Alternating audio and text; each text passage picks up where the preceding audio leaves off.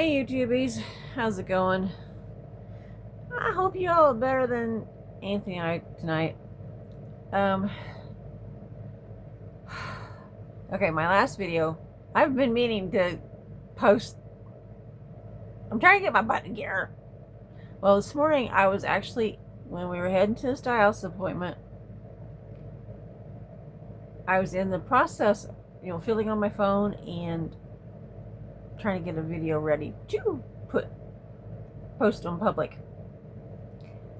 I didn't quite get it done, so I'm gonna hopefully do it after I get this video done. At 4:40, we had a crash. Our car crashed into another car. What had happened was, okay, we live in a ruralish area, I guess you'd say.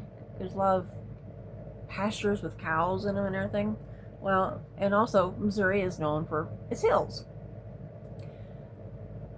Well, Anthony was driving the speed limit, and at that time of the morning, there's usually not hardly any traffic.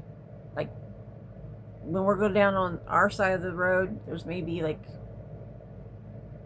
on certain days, we've only seen maybe 3 cars on our side.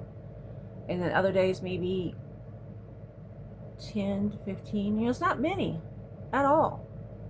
It's usually the lower numbers. But nonetheless, Anthony always tries to drive safe. He was driving the speed limit. He's a very, what do they call it, defensive driver. I mean, he's like always watching everything. He's a very good driver. I can honestly say, he can be up ahead sometimes, but I can honestly say that he is the best driver that I have ever known personally. He actually has taught me how to drive a little bit better. I'm not the greatest driver. Even still. I need to get my license again. I've still not done that. For some reason I have this fear of doing the test. I don't know why. I'm going to have to get my license now. Have to.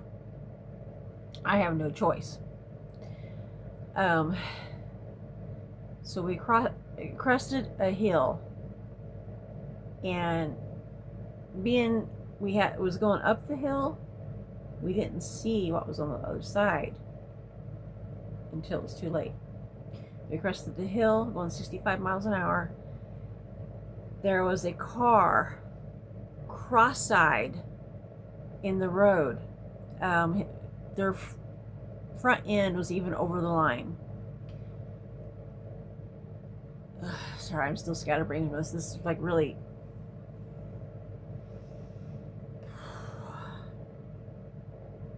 It was very traumatic this morning. I have never been in a car crash. I've been in single car wrecks, like when I slid on ice and spun around and landed into a ditch and maybe barely any damage to the car.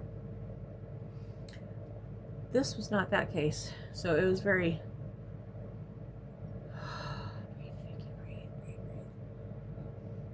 We crashed into the car.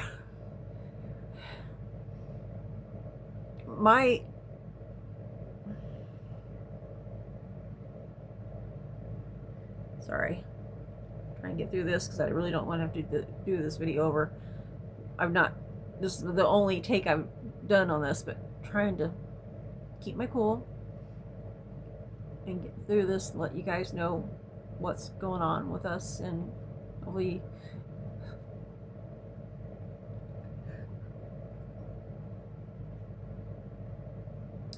keep us in prayers. We crashed into the car, and because he was going 65 miles an hour, it somehow another veered us over to the side. I don't know what happened, but then the next thing I knew, we were on 2 wheels. We almost flipped over. It totaled our car. Our car is beyond repairs. It is so bad.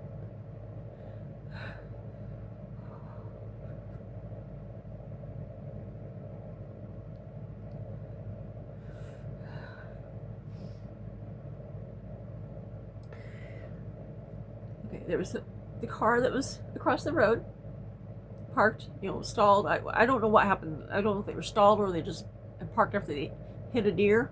I don't know if I mentioned that part. They hit a deer. Hit a deer, not hit it, it did.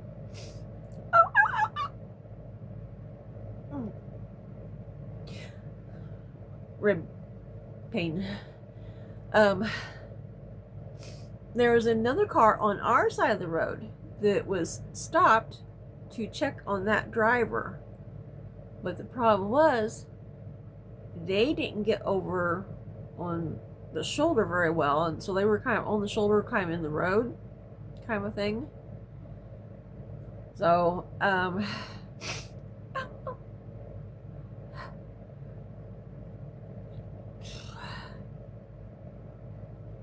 I'm trying to get my train of thought. Crashed. Somehow or another, I guess the impact veered us to the right a little bit, and we tilted and almost tipped over, and then went like over to the side. I don't know how. A lot of it I have blocked out. I remember parts of it. Luckily, we had a witness. There was a first responder that had already gotten to the scene before all this had happened, and I guess was trying to help the guys get things situated, but they didn't make it in time. So we do have a witness, first responder that was a witness of everything that happened in our part of the chaos.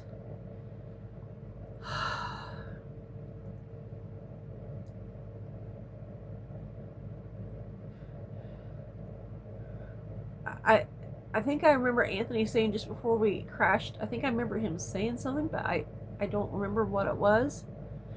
And I happened to look up from my phone and noticed that we was heading for that car. I panicked and started screaming, and then we crashed. Ow, ow.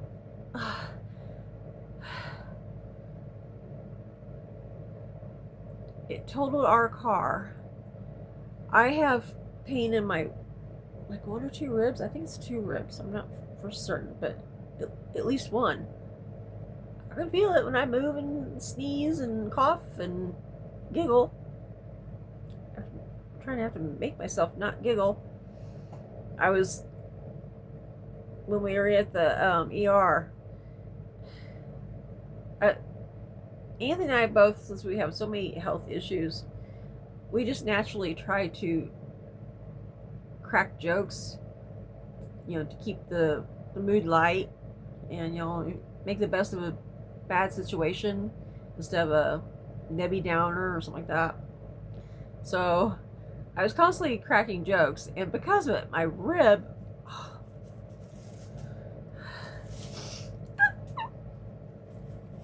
well, okay, so we're at the side of the road.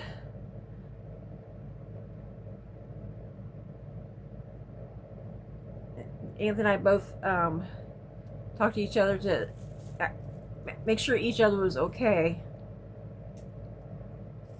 Well, as okay as possible. And he asked me where I was hurt, and I let him know my sternum was hurting.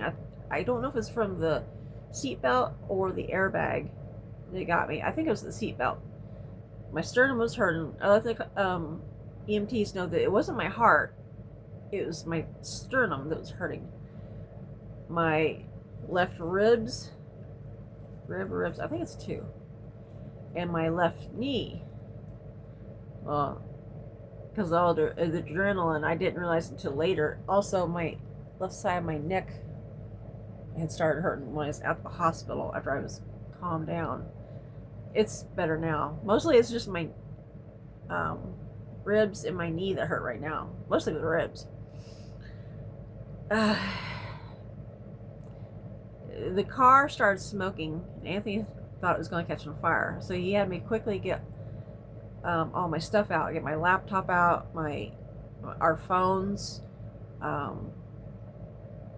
anything that I didn't want burning up in the car, just in case. And So I got out. He had me go sit in the grass. He was trying to get out, but he couldn't because of too much pain. We didn't know until the EMTs got there. He has a broken hip, left side. So he's going to be down for the count for a little while. I don't know how things are going to work out. I don't know if he's supposed to. We were heading to his dialysis appointment. That didn't happen. So today at the hospital, they gave him his dialysis treatment. And then tomorrow they're going to do surgery. I don't know if they're going to put a pin in his hip or what they're doing. I'm not sure on that yet. But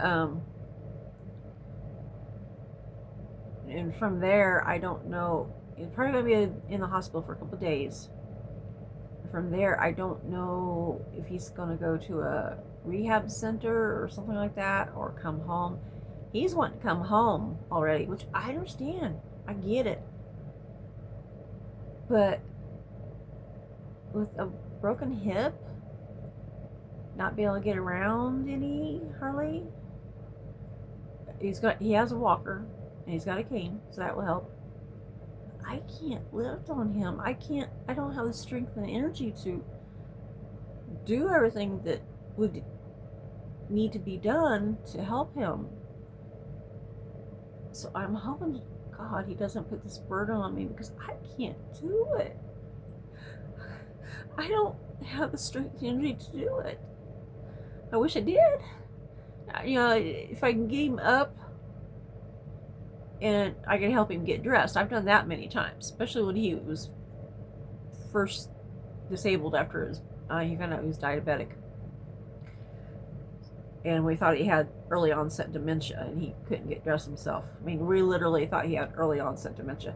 He was putting bleach in the refrigerator, milk in the cabinets, plates in the freezer, all kinds of stuff like that. So, but so when we were at the ER, my thought process, my main concern, I was worried about him, hoping that he was okay. He was in the room next to me. So every once in a while I'd ask the nurses, is he okay? Is he all right? This kind of stuff, because I was worried about him.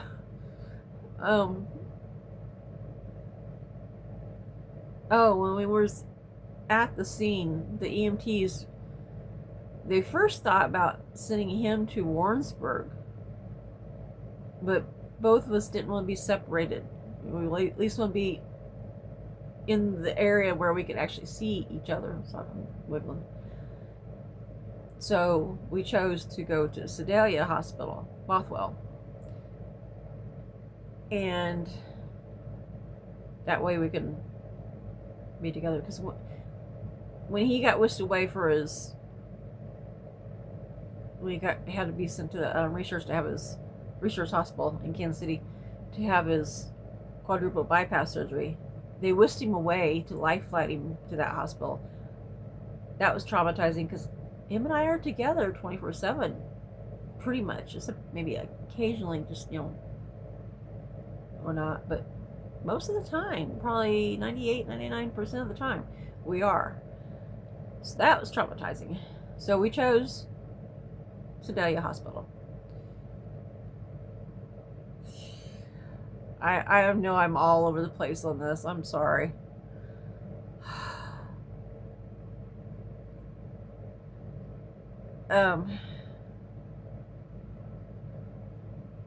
I've totally lost my train of thought now. But yeah, our car is just completely totaled. There is no coming back for it. No coming back to life for it, let's put it that way. Poor baby's dead. I don't know what we're going to do. Especially financially, I don't know. He has his disability check that comes in, but as far as getting a vehicle and everything, I don't know what we're going to do. He's thinking of coming home after he gets released from the hospital instead of going to rehab. And when he's not having therapy, somebody come to the house and help him with therapy or whatever, but just laying around and resting. Probably have him in the spare room because we have him in our actual bedroom. Jax, our dog, he loves Anthony, but he's like a big horse, and he'll just be trampling Anthony, not meaning to, just wanting love, but it'll be hurting him, so we can't have that. So if he does come home, we have for at least a little bit, the plan is to put him in the spare room. He'll always have his phone and have the volume up. Always have my phone, the volume up. That way we can communicate if he needs something, needs help going to the bathroom or whatever. The dog can't get in there, things like that. And he's got the harebrained idea of riding public transportation on his dialysis days. Honey, that ain't happening. Oh, hell no. After he had his heart surgery, we rode public transportation once. The guy, I don't know if they're all like this, but the guy that drove our public transportation drove so crazily, and part of the route was out in the country. I swear he hit every bump that he could.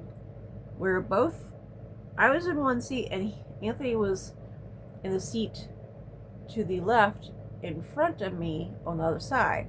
We were both seat belted in, but the guy was driving so crazy and hitting every bump that he could find, and we were getting bounced around like marbles on a trampoline. I literally, even though Anthony was strapped in with the seatbelt, I literally thought he was going to get bounced out of the seat. That's how bad it was.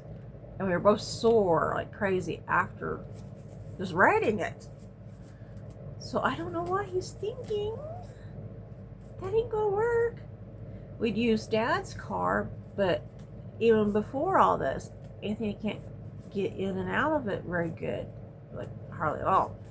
Dad has a low car and the seats are bucket seats. Would you quit, Diana? And they're bucket seats, so he has a horrible time at getting out.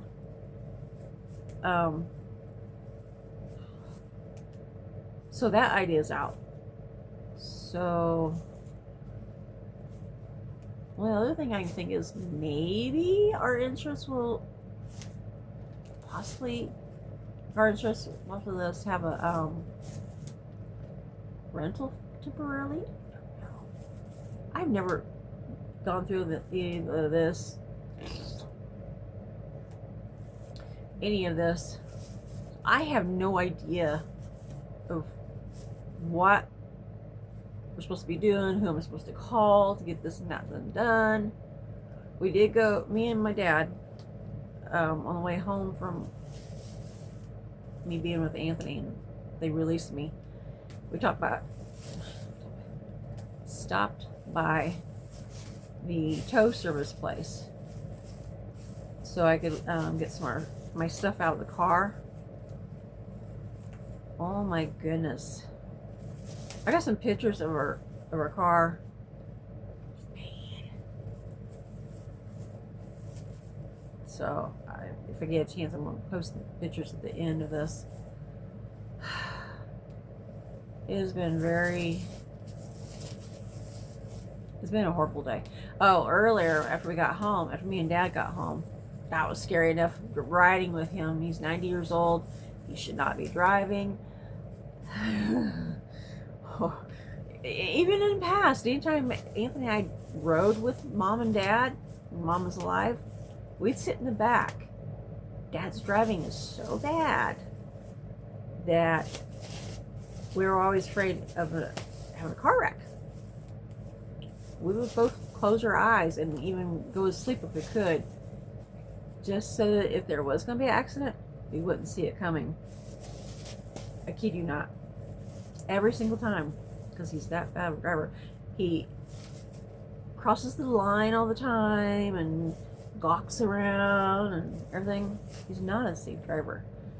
Well, today, as usual, but even more so, I think, he was crossing the line a lot on the shoulder and in the middle, the center line, and doing a lot of little mini fishtails. Not bad fishtails, but just enough that you could feel it. You talk about scary. I was so glad to get home. Pardon my French, but I was holding on a death grip to the oh shit handle. My fingers, because I had a death grip and my knuckles were white, hurt so bad by the time we got home. What was I saying? Oh, we got home. I laid down for a nap for a little while. That was a challenge, just getting laid down because of the pain. But then I laid down, and because of being so exhausted from all this, I was able to actually get to sleep pretty quickly. I was surprised. But when I woke up, I didn't move yet. The only thing that I had moved was my eyeballs, my eyeballs. And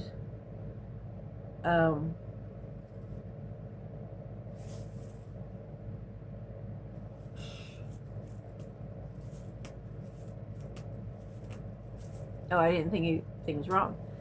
When I started moving, oh honey, I felt every pain and ache in my body, especially my ribs and my knee, but everything else too. Then all of a sudden I'm like thinking that everything was just a nightmare. No, it wasn't no nightmare. Well, it was a nightmare, yeah, but oftentimes I have nightmares when I'm sleeping, so I at first literally thought that the day was just a nightmare. Like, oh, maybe I just dreamed all that. It wasn't real. No. So yeah, trying to get up when everything was hurting was a challenge. The nurses had told me that tomorrow would probably be worse. I mean, even more so, or more sore. If I was this sore today, after getting up for a nap, I want to hate seeing what's going to be like when I get up in the morning. I feel like an old lady. I mean, I am an old lady, but I feel like an old lady now, even more so than before. I wanted to stay at the hospital so badly to be with him because I didn't want to leave his side, but I had responsibilities at home to take care of. I had to be home to take care of Dad because he can't cook a dinner for himself. Too lazy. I'm his little cook, so took care of that. But also Bruce and Diana, I didn't trust Dad to feed them. He wouldn't remember to feed them. They'd be hungry. Plus, Jax, my dog, is super, super needy. He has gotten so attached to me. Anthony, too. He's gotten so attached to Anthony as well. Can't stand Dad still. He's attached to me and Anthony. Came home and he was already missing Anthony. He was looking for Anthony, but Anthony wasn't here. Anthony has gotten the habit of every morning or afternoon, if we wake up in the afternoon, of giving him a minty dog bone. And then evening, after supper, I give him a minty dog bone. He's got that little routine. He's so spoiled. Well, I had to give him a minty dog bone today for Anthony. So, but yeah, he was looking for him, and then I lost it a little while later, and I just broke down crying. After the car wreck, I was bawling. I think I was in shock for one thing, but yeah, after we got home, I think it was after home or after supper, I'm not sure which, my thought process is all over the place like a Roomba. Um, what was I gonna say?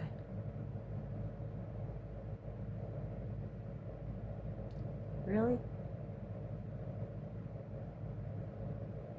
I don't even know what I was saying. I've been like this all day long. I just like so scatterbrained.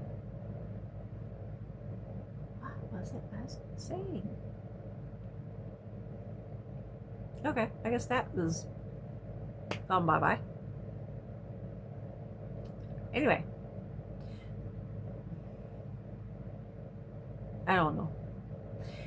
Anywho, so I'm gonna post this one in a little bit, and I'm gonna try to get the other one that I was working on this morning because I was trying to get my butt in gear and do better. I had it all done except for putting the last little bit in to schedule it to post at noon. I didn't get that far. So I'm gonna try to get that done here in a little bit. So either post tonight or tomorrow. So it's an older one. So be warned, this is the new one. This wasn't the new one. But I'm gonna get ready to scoot. I talked to Anthony a little while earlier.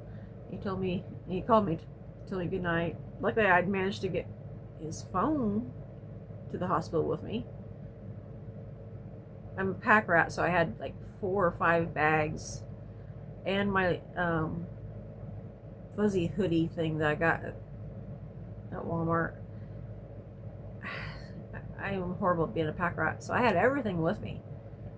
They'd only let me take 1 bag. So luckily it had my phone and his phone and chargers and my medication and my wallet and a few other things, I think. Unfortunately, his wallet, because like I said, I'm a pack rat and I'm disorganized. If I ever get organized, it'd be a miracle. Yeah, if I ever get disorganized. I'm already disorganized. If I ever get organized, it'd be a miracle. But like I said, I had 3 bags. I had 2 Walmart bags with me, my computer bag, and a large beach bag that I have full. I'll do another video and probably in just a little bit and explain why I just recently found out or realized why I do that, because of learning about the different traumas I've been in. It's a trauma response, I guess. So that's a different story. But oh yeah, I was saying that he had called to say goodnight. So luckily, I think that's what it was. So like he was able to call and say goodnight, and I was able to tell him I love you. And I was able to make sure he got food. They didn't give him lunch, and then they didn't give him dinner or supper. I just usually call it supper. They were calling it dinner. They didn't give him supper. So I was ready to go redhead on him. I was ready to call up and say, hey, you need some food, at least a little bit of something. Man hasn't ate since yesterday evening, so he was quite hungry. But luckily he was able to hit the buzzer and talk to them and request some supper. So that was good. Because like I said, I was ready to red him. I'm usually a very quiet, I could say passive type person. I try to be, really nice, really friendly, unless you piss me off, which I don't get pissed off hardly ever. It's got to be something pretty big or something that is important to me for me to actually get pissed off. And this was important. He needed food, at least a little. So yeah, I was ready to go redhead. I don't usually do that. The only times I've actually gone redhead is occasionally when Anthony and I have had really big fights. Used to, I would never do that because of how Dad raised me. Dad was always yelling at me, being the narcissist that he is. I learned to shut down, not say anything, be the good little girl, and do as I was told. I don't do that anymore. I have a voice now, and I damn well use it. Pardon my French. But yes, I do. So there have been times, Anthony and I have gotten into it, and I talk back now. I won't. Him and I have been face to face even. And I've told him off. I'm not going to stand to be, put down or disrespected or anything when we're having an argument. But the other person I've usually had war with is Dad. Particularly sometimes after when Mom was still alive, because he was always starting crap with Mom constantly. I still think that he is. I'm not saying he's the only reason. Mom had health issues as is, but I think he contributed to her having a stroke because of keeping her constantly, daily, on edge, yelling at her about all kinds of crap, starting arguments just to be starting it, and then he'd go over and sit in his chair and have a evil smirk because he'd gotten Mom riled up and got her all upset and everything. It was entertainment for him. He doesn't get by with that with me. He did when I was a kid. Doesn't now. I put him in his place. Him and I have had some wars since Mom died, particularly about my dog, and him wanted to shoot my dog when I first got my dog, or even turn my dog loose. Not happening. He threatened that. I threatened to call the police if he actually did it and take legal action. That shut him up real quick. Go figure. He selectively can't remember all that now. I know he is old, and he had memory issues that could be part of it, but not all. There's so many other things that he's done like that. So, how did we get over all this? Oh yeah, because of the food situation. So yeah, I was wanting to make sure that he had food. So, they got him on some really, really strong medications. They asked him what his pain level was, and he said if between 1 and 10, 10 being the worst, he said it was like a 9.5, occasionally a 10. And he has a very high tolerance to pain. Like very high. I could not imagine. I'd be a bawling mess all the time if I had his pain levels. Because even before this, he always, for years and years, I think ever since he was a kid actually, on parts of it, has pain. So he's used to pain. Not that it's pleasant, but so this was like really extreme pain. So they gave him some really good pain medicine. I think it's like morphine and some other stuff mixed in it to make it even stronger. So he's actually doing good. When I talked to him just a little while ago, they were putting his left leg in a, what do you call it? Not stirrup. Where they have it elevated and straighten it out.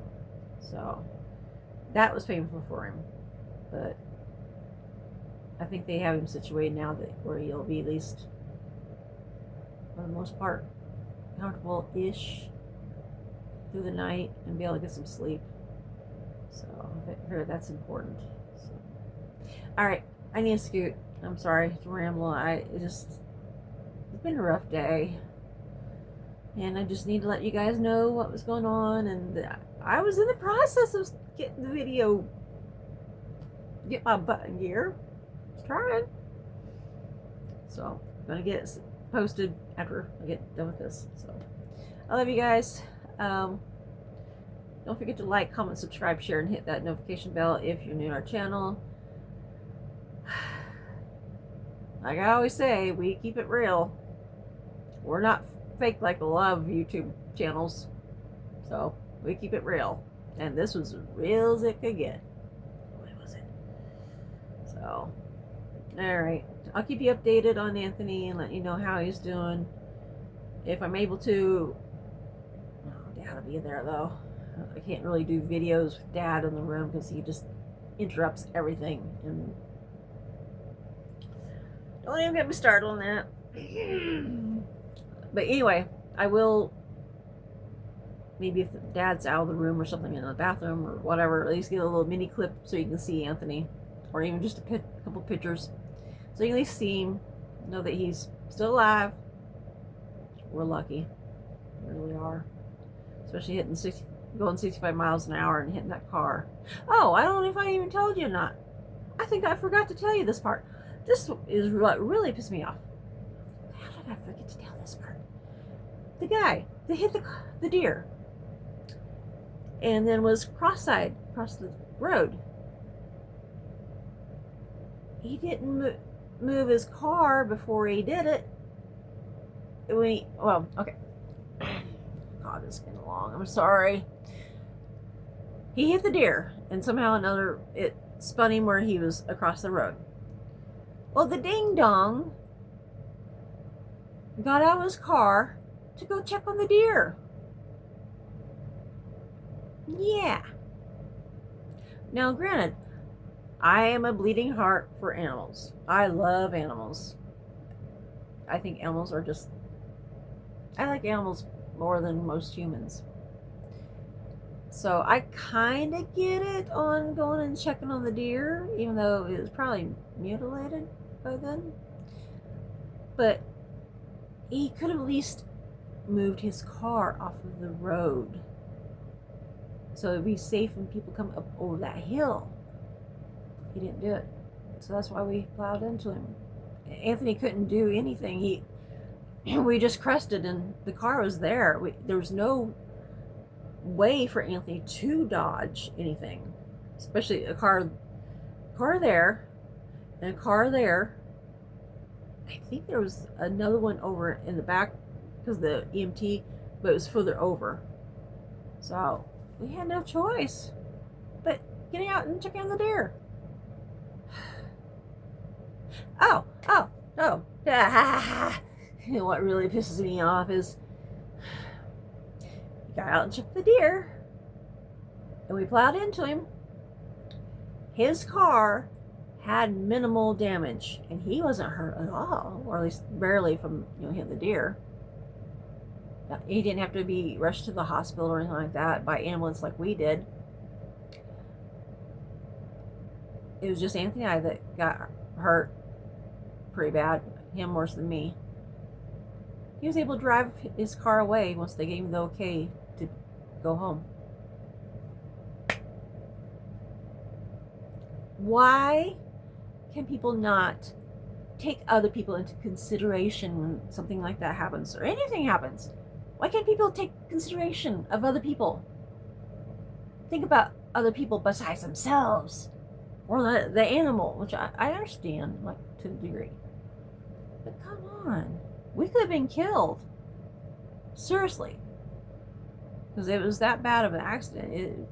I'm shocked that we actually made it alive.